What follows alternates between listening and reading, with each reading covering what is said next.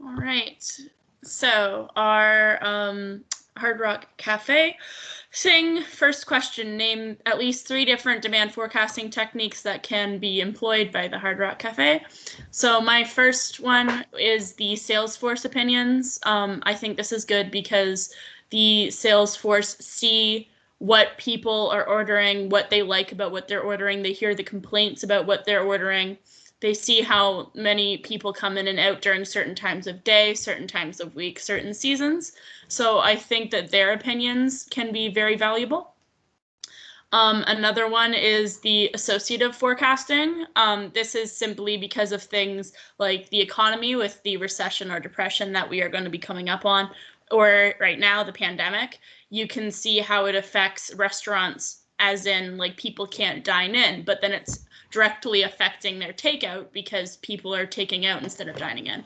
And then the final one is seasonality. This is because, you know, it's basically the Salesforce opinions, but you're using the POS system to figure out what the seasonality is for the company.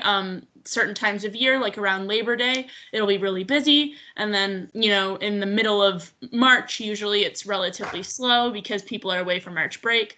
And Sarah was saying before, seasonality can also be affected by fruit or produce, you know, having certain produce available at certain times of year because it's available locally. So then the second question, Sridevi.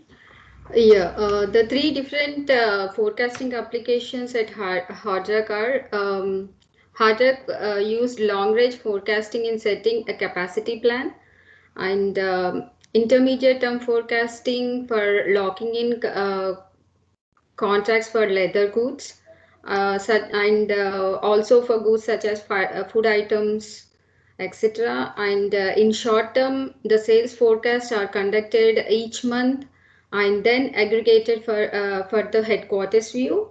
And 3-year weighted average is applied, like using 40, 40, and 20 sales. And if the cafe general managers exceed their targets, they also gave the bonus as a compliment. And I think in Hardrock they also can use techniques of seasonality in planning, and they also can conduct survey and to understand the customer needs and improve their products. All right. And then question 3, the point of sale POS system. It really controls all of their forecasting. They use it to complete all of their forecasting. So first, it's sent to their financial team, who conducts forecasts on monthly guest count, retail sales, banquet sales, and concert sales if applicable. But then even more, they use it at the individual locations so that the general managers can assess what the daily forecasting is for a location. So what their dinner, lunch, and breakfast rushes look like, how many staff that they should employ during those hours, how much food needs to be prepped for those hours, which also leads into the hourly forecasting. All right. And then justify the use of the weighting system for evaluating managers for annual bonuses. Sridevi touched on this.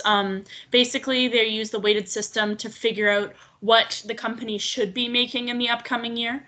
And then when the sales are actually done, you know, when the year is actually completed, they compare them. And then off of that, they can make a percentage of what the manager should get as an annual bonus for reaching those goals or not reaching those goals. Just the weights that they use are 40, 40, 20.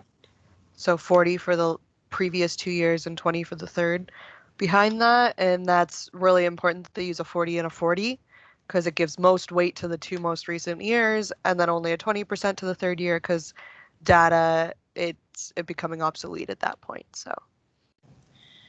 And then the final one is name several variables besides those mentioned that would be good predictors of daily sales in each cafe. Things like holidays or the weather, you know, having the weather can affect how many people are coming in if there's a snowstorm, or holidays, people come in for Thanksgiving, but they won't be coming in for Easter, that sort of a thing. Yeah, they also can offer discounts, right? And advertising on social media also works. Mm-hmm. Yeah, so if they're running a discount on, say, Monday is steak night, and on Monday the 12th they're going to run a discount, they should know that they should have more steaks prepared and that they need to have more staff running so that they can be getting meals out to people quicker. And then the advertising, same thing. If you're running an advertisement on social media, you should be expecting to get an influx of people within a certain period of time after the advertisement is run. So, Right. This has been our presentation on demand forecasting. Yay. thanks for coming.